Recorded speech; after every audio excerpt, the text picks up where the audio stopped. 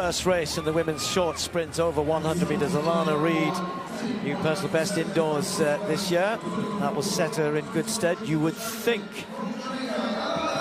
Her last 100-meter race, though, was when she won the World Junior Championships in Lima last summer, so that's quite a while, but she's a great talent, the 20-year-old. Kemba Nelson next to her, another Jamaican. In 2022, she ran under 11 seconds 4 times. Now, Jenna Prandini is actually in really good shape at the moment, and Jenna got a late call to come and join the party at Grand Slam. Recently was just under 11.1. Daryl Neater, one of Europe's best, one of Britain's best, has now moved over to be coached in the same group as Noah Lyles. We'll see how that's setting her up. Melissa Jefferson-Wooden, as she is now. Her last 100-meter race was in the Olympic final. And what a race that was for her to remember. Just tune into that. See if she can reproduce that sort of form here. Tamara Clark. As I mentioned, some of these women will be looking to the 200, like Daryl Neater perhaps. Jenna Prandini's good 200. Tamara Clark can run a good 2 as well. Wants to go well here. And as Anson was mentioning, Jacius Sears, after bursting onto the scene last year, really, and then sadly missing most of the season with injury, has already started really well this season as well.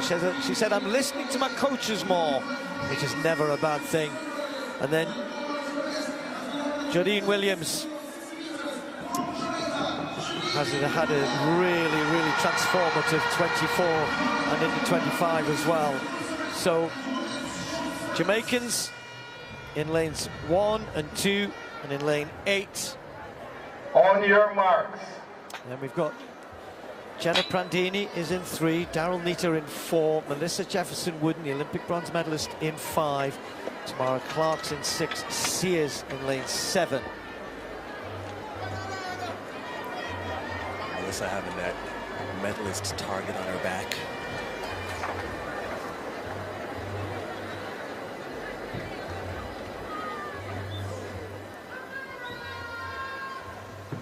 Set. Right in the middle there, Melissa Jefferson-Wooden got an excellent start over on the far side. Nelson going as well, and also Sears is right there, but here she goes. She's going to get a clear win. Prandini came through for 2nd place, but never in doubt. Melissa Jefferson-Wooden got out well, got to the front, and then dominated the race from there. That's scary. I was just going to say that. Given what I said about how long it's been since she's run a 100-meter race, that was perfectly executed. Prandini finished quick, well done to her. A couple of races that set her up nicely, as we mentioned. Sears just faded a little bit when she looked as though she was going to get on terms. Never, ever a bad thing, you know, for an athlete to be in a happy place. Right. And late addition, Jenna Prandini. You get the call, you're chilling at home, hey, come to Jamaica and jump in this 100. You come here, and you come out with 2nd place, and she's more of a 200-meter specialist. Yeah. So she's in great position tomorrow. You get a phone call, hey, I got 100K for you. We all want phone calls like that. But as you can see, Jacius got out really well, and Melissa just held her form. Looking really strong in the latter part of the race. Very confident facial expression moving through the line. I like to keep an eye on the attitude, and I can see that there's a confidence there. And that always bodes well. That's somebody full of confidence, as you said. Look, even that tape around the neck, she doesn't even flinch. She probably didn't even feel it. Just runs through it. I'm looking forward to her deuce with her finish. I agree, but with Prandini having run so well there, that's set up brilliantly. Daryl Neater in 4th place, won't be too far away in the 200. Full lineup from the outside. Dalila Muhammad, who finished 2nd in race 1. An excellent performance, says, this is my retirement year. No more after 2025, which would be a shame. She's been a brilliant athlete her whole career and would be, or is enjoying being part of Grand Slam. Sian Salmon, decent draw for her in 7 years. She was 6th in the hurdle event. Just need to judge this right, the athletes. I think Sydney will certainly be able to do that. Sydney Mclaughlin, Levrone, done this so many times. Such a great exponent over all the sprints, never mind with there's hurdles in the way. Rochelle Clayton, 32-year-old Jamaican, has run a flat 400 already this year, in a fairly swift 52.3 thereabouts, not too far off that personal best you can see in the caption. Adrianette Knight, her teammates, similarly indoors for her though, 52.8. Normally you run quicker outdoors than indoors. So this is Peters of the Netherlands, a big part of the Dutch very successful 4x4 and mixed 4x4 squad that does so well at Olympics and Worlds. And then Cassandra Tate of the USA on the inside. Just might find the others moving away from her here, particularly I think with Peters in the lane 3. Just got held a little bit longer by the starter there, but they're away and gone. Mclaughlin Levrone already making up ground, and we've just had a pull-up from Rochelle Clayton, who's pulled up in the first 100 meters, maybe trying to hang on to the American, who knows.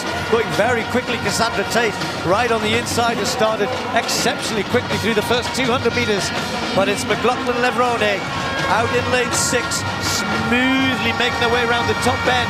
Cassandra Tate, eyed on the inside, has run an excellent first 300, but is she going to pay for that as they come into the wind in the home straight? Sydney out on her own as we expected it to be, then it's going to be a real scrap for the minor places behind her. Tate is just starting to tread water in the home straight there, but it's Sydney Mclaughlin Levrone who's going to come through to make it 2 wins in the women's long hurdles. It's 50.32. Knight just took second place. It was tough out there, the wind was never going to make that easy, but the victory was never really in doubt. It was just a case of how quick and by how far. Well, the answer was almost 2 seconds, which in the 400 meters is a long, long way. It has to be said, though, that Knight has run her season's best, and Dalila Muhammad in the 52-second mark. So there's our winner. There's our slam winner, our final slam winner of the first Grand Slam track. As we said, if you're going to run that quick for 400 hurdles, of course you can run quick on the flat. Yeah, being able to run 48 seconds in the flat 4 as a 4 hurdler is unheard of. She ran 22 seconds into a headwind in the 200 last season. So speed-wise, she's not even comparable to some of these women out here. So I think she may even surprise us later on in the year and say, look, I'm going to go to the World Championships to run the 4. Or maybe the 800. I don't know about that. I would love to see her run an 800 or 2, but I don't know if she wants to. But I mean, really, just going through the motions here and just securing the money, you know, it's an easy 400,000 for her if she goes through all 4 and dominates the way she's doing. But if she wants to really test herself and test some of the other competitors and show what she can do in other events, she's gonna jump in that long sprints and go against some of those other women in that 4 and that deuce. Well, MJ enjoyed it. You may hear the party's already started here in the stadium. There was a big win that Cassandra Tate went through the first 300 meters. She must have only been about 4 or 5 meters behind her, but look where she finished in the end. Finished in 6th place, but well done for being brave. Are we going to end up in day 2 with another very quick sprint race? 200 meters. They've got a slight following wind. It's all beautifully set up here. 8 points for Tamari Davis from that 100. Look great. Can she produce something in the 200? Can Melissa Jefferson Wooden take the slam again against the better 200-meter runners this time? We've had additions to this.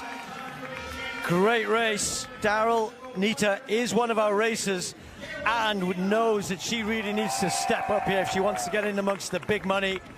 The Brit is certainly capable of doing that.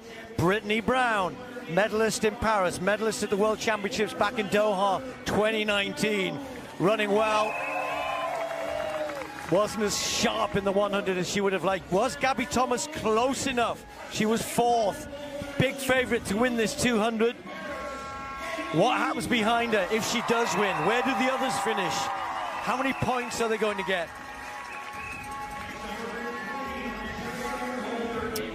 What about Favour Ofili, the Nigerian? Might be a little bit tougher in lane 3, but she's a good 200-meter runner as well.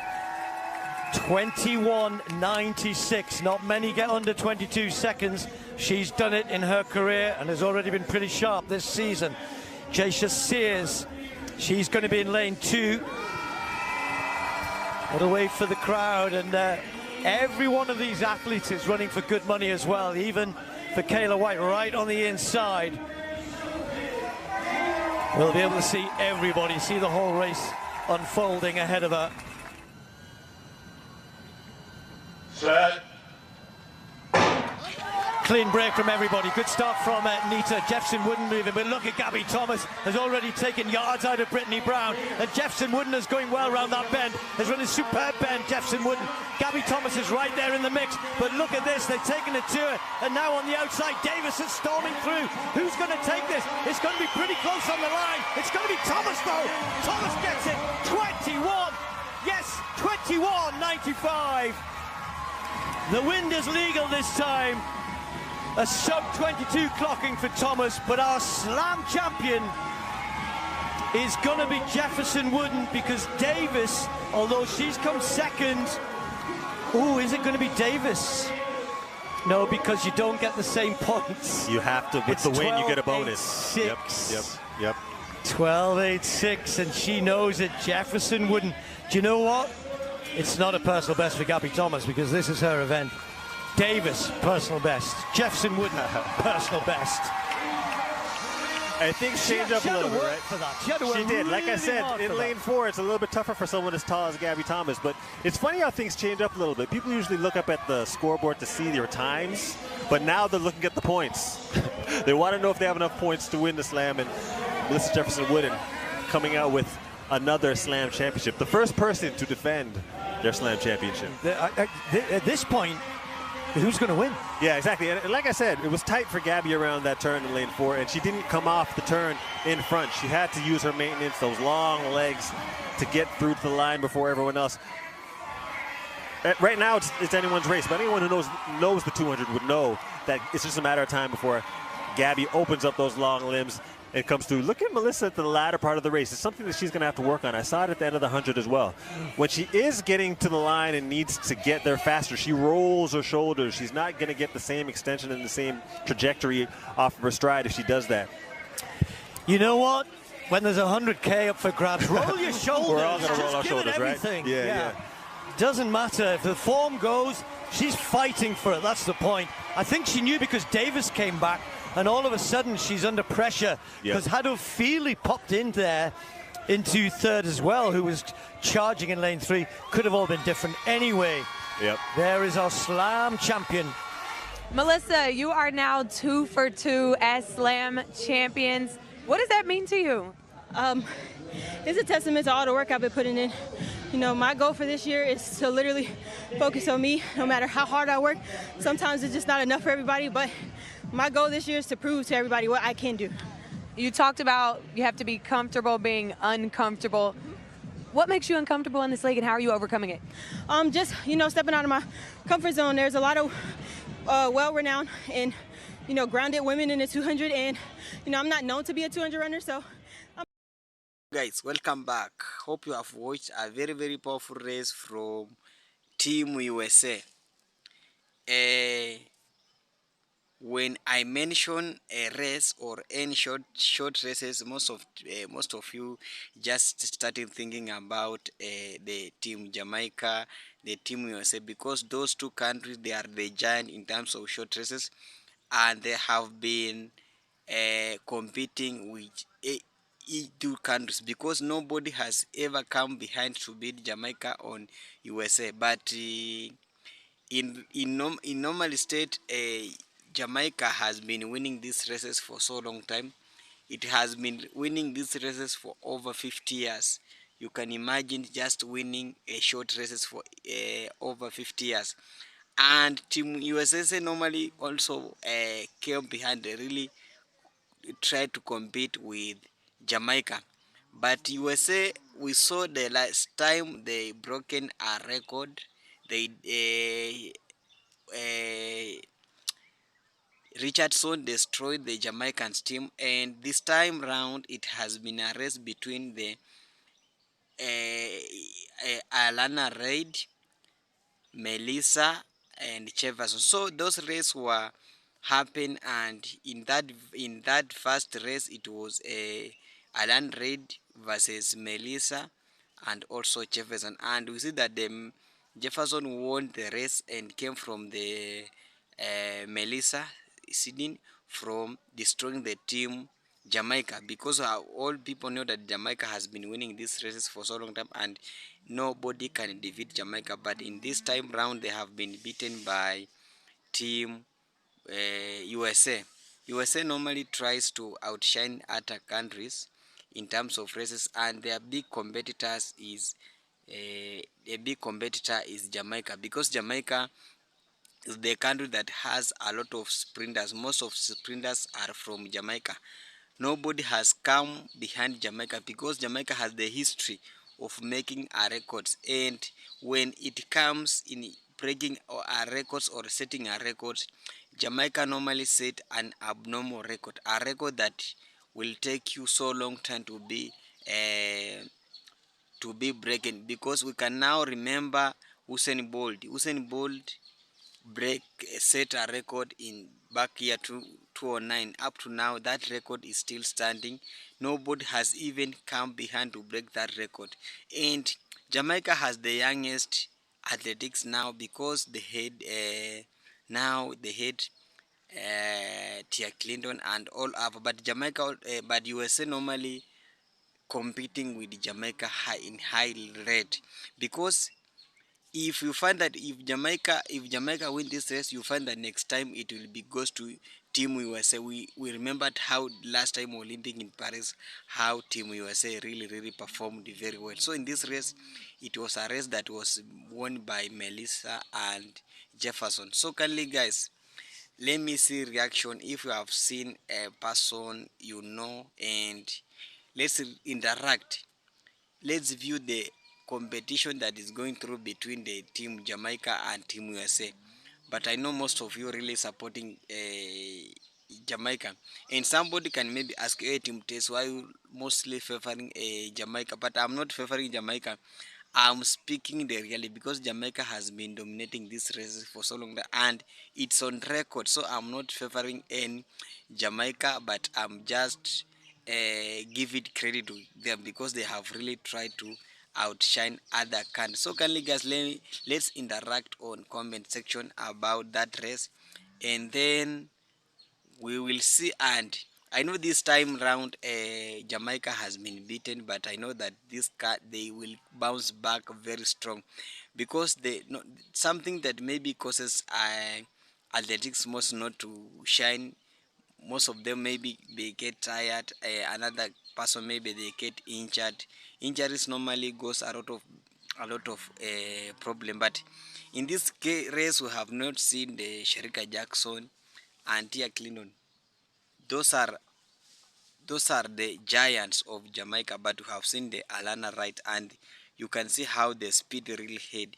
They started with a lot of speed, a lot of energy, and it was game very close. It was even a very close range, because it was a very competitive races that nobody can even manage to miss that race, because when you see an unraid on race, you must watch that race, because it's a race to watch. You cannot miss such race, and it has been happening because it really developed that a competition between a Jamaica and team.